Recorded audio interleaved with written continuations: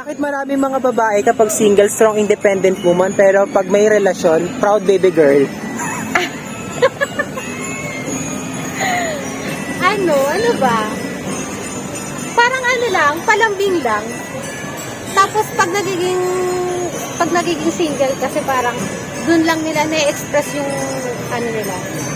Yung parang yung worth nila. Mas dun nila na a-appreciate din yung sarili nila. Yung babae, syempre if mag-isa lang siya, ayaw niyang magmukha siyang mahina, ayaw niyang yung madali siyang makuha, pero once na nakakuha sila ng kanilang boyfriend or gano'n, well for me lang yung ibang guys, gusto nila ng girls na nakadepend sa kanila, yung yun term na pabebe. Pero not all naman, I think na basta nasa relationship nila, nagiging gano'n. Siguro may ibang girls din na kahit na hindi sila independent, yung may partner sila, hindi pa rin sila, hindi nawawala yung pagiging strong nila. So parang, Ang independent talaga ang girl kasi hindi ko naman talaga inaangat yung as a girl ko. Independent like syempre especially for families, for parents. Parang gagawin talaga natin lahat as a good daughter para maging mas maging natuwa sa ating magulang natin. Pero yung mga ganyan, yung mga yun nga, yung parang magpapaano sa boy. Pero parang ano siguro yun, sa tingin ko, for me, hindi talaga siya ano sa akin, hindi talaga siya good sa akin. Para sa akin, kumilos ka ng normal. Okay, anong ibig sabihin na lang ng babae kapag strong, independent? Yung strong independent woman is if hindi siya naghahanap ng lalaki na, alam mo yun, yung dadalhin siya, kaya niya kahit walang mayaman na lalaki, walang may trabaho na lalaki, may work siya, kaya niya yung sarili niya, even without a guy na mayaman or... Requirement pa rin po ba ang gentleman sa strong, independent woman? Of course. So hindi na siya independent dati? Okay. Tama ba ako? Hindi ka experience. Okay, hindi sagutin. Okay po, masakit po ba talaga sa ulo? Masakit talaga sa ulo. Okay. Ng mama's boy sa lalaki may magandang relasyon sa kanyang nanay. Ay, ang mama's boy, alam ko, sa mama's boy yung sa mama's boy, nakadepende sa magulang. Walang sariling desisyon. Kailangan tatanungin pa yung parents bago mag-desisyon. O diba, yung may magandang relasyon, go ka lang ng go. Pag kahit anong sabihin mo, sinusuportahan mo lang yung anak mo. Hindi mo pinapawalan kung ano yung gusto, ganun yun. Anong pagkakaiba ng lalaking mama's boy sa lalaking may magandang relasyon sa kanyang nanay? okay. Pag mama's boy, for me, yun yung parang hindi siya nabubuhay na hindi kasama yung nanay. Every move, every decision, kailangan part yung mother niya doon. Tapos, hindi siya independent, for sure. Whereas, kapag maganda yung relationship with your mother, I think, Mas boy kasi, lahat nakaasa sa mama. Kesa sa may magandang relasyon na lahat ng ano sa magulang ay sinusunod. Kasi pag mamas boy ka, ano ko ma? Ito na lang last po. Bakit maraming babae kapag nakikipagrelasyon, napapabayaan ng sarili, pero kapag pag hiniwalayan, nagpapaganda maigi? Para sa akin, pag nakapag-relasyon ka, parang mas focus ka na lang sa enjoy. Tapos, parang focus ka lang sa relasyon nyo. Lalo na pag may mga anak na, dun talaga napofocus. Pero pag nagiging single ka, may realization bang nangyayari na yung mga dapat mong gawin, lalo na sa sarili mo. Yun. Okay po. Yun na lang yun. Tanong ko po. Thank you. Ano po ulit? Parang feeling ko lalaking may pera. Kasi Okay siguro babae ako, kaya yun yun mas nakikita ko. So, ano po sino na? Ang mga babae ba ay natural maghanap ng lalaking may pera? for me, sa nakikita ko sa society, yes, they are looking for someone or guy na may pera, may work, alam mo yun, stable job. So, are women are hypergamous by nature? Sorry? Are women hypergamous by nature? O dating up o marrying up for higher status? Natural ba yun sa babae? Okay, gano'n sakit sa ulo nun ah. Okay. Sino po mas tinitignan? Babaeng may pera o lalaking may pera? Pero sino mas talaga tinitignan? Lalaki? Lalaki.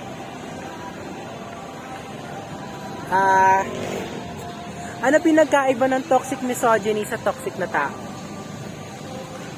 Sa toxic na tao, nakakasira na ano eh. Kasi sa toxic misogyny ba yun? Bilang isang babae po, sino mas mabilis pa amuhin? Lalaki o babae? Babae. Ha? Babae ang mas mabilis pa abutin. Kaysa sa lalaki. Kasi lalaki medyo ma-pride eh. Ang mga babae ba natural ino-objectify o minamata na lalaki pagkawag walang pera? Hindi naman lahat. Hindi naman lahat. Hindi naman lahat.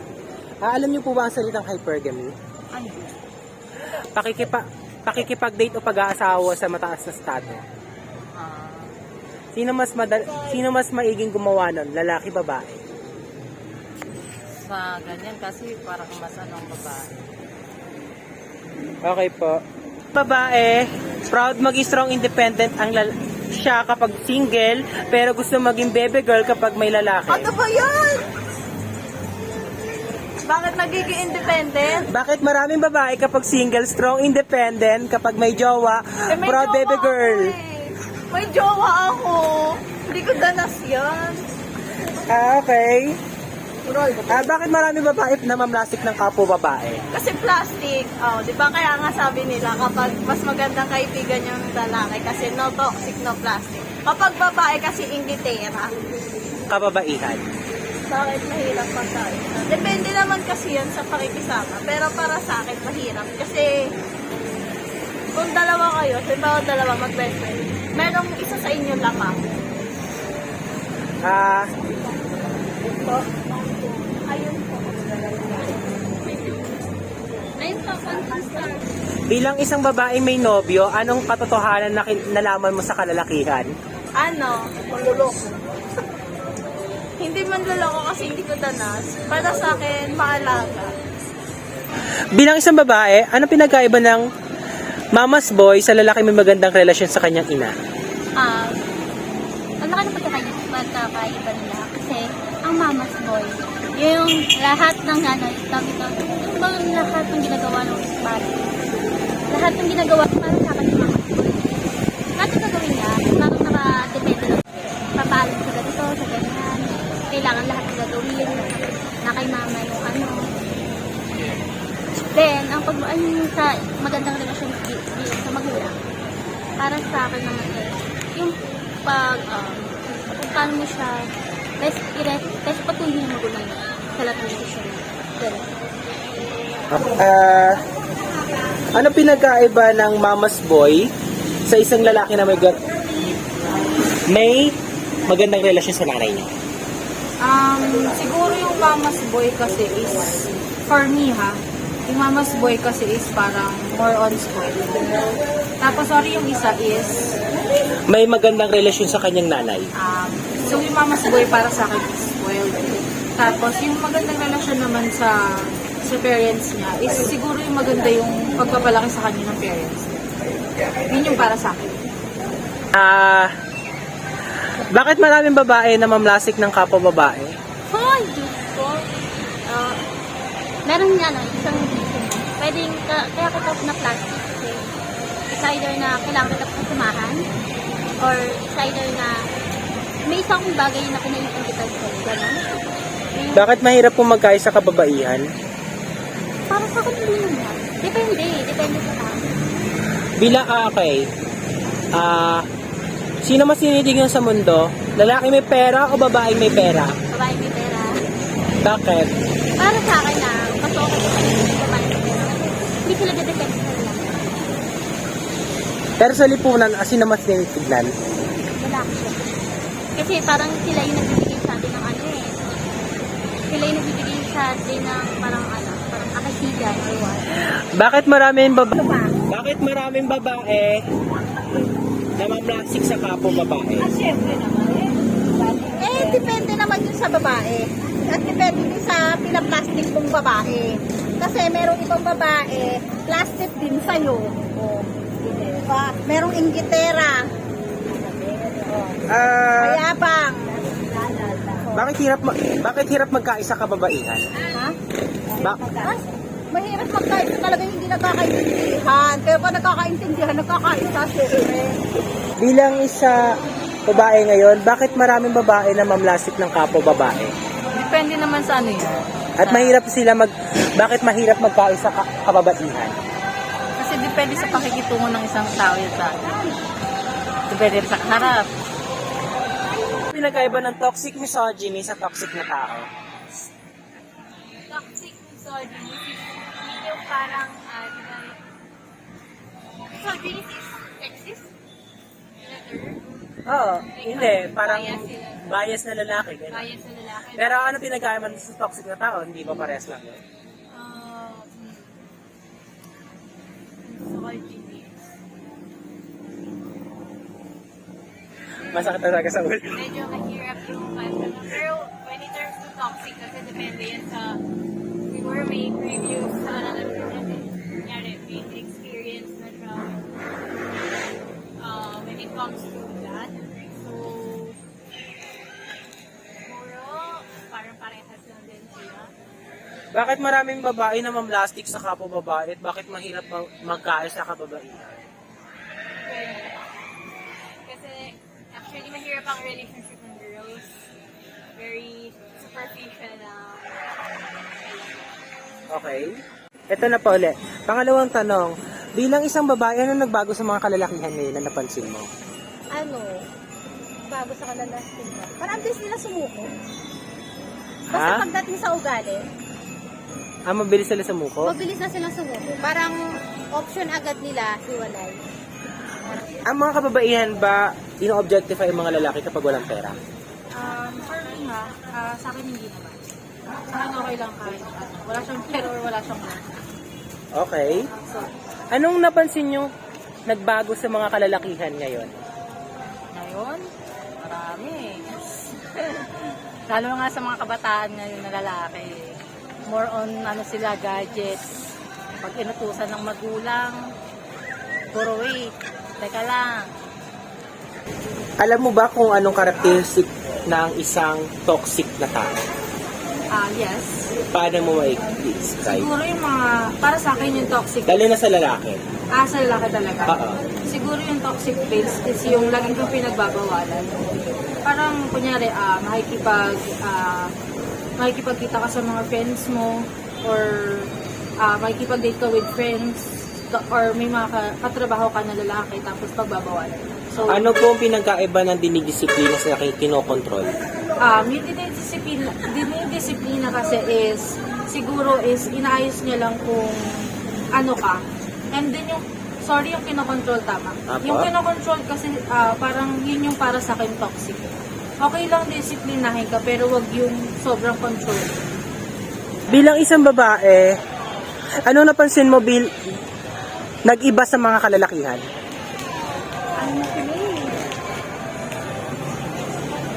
Masabi. Pero ngayon, parang ano na sila lahat. Depende na lang mas more on tech sila. Alam mo yun, yung kung dati yung kung ligawan na yung babae, karanahan din. Ngayon, sa social Facebook na lang, wala kung saan. Wala na romantic. Wala na talaga.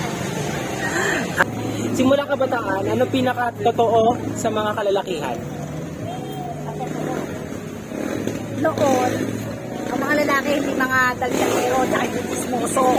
Ngayon yung mga lalaki sila na ang chismoso kaysa sa mga babae. Oh.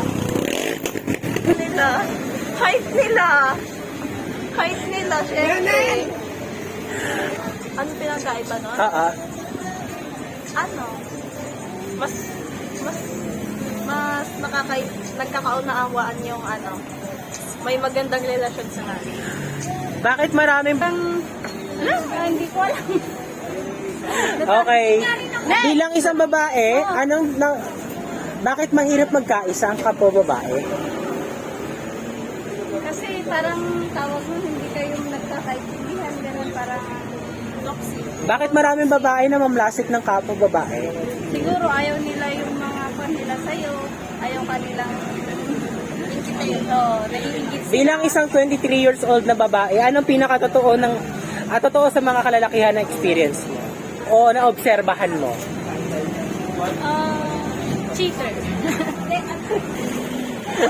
Bilang isang babae, ano pinaka-requirement mo kapag ikaw nagkaroon ng nobyong lalaki?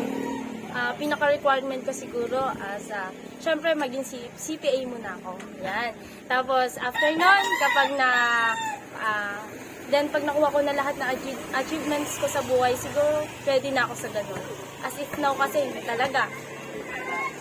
Okay, anong pinagkaiba ng toxic misogyny sa toxic na tao?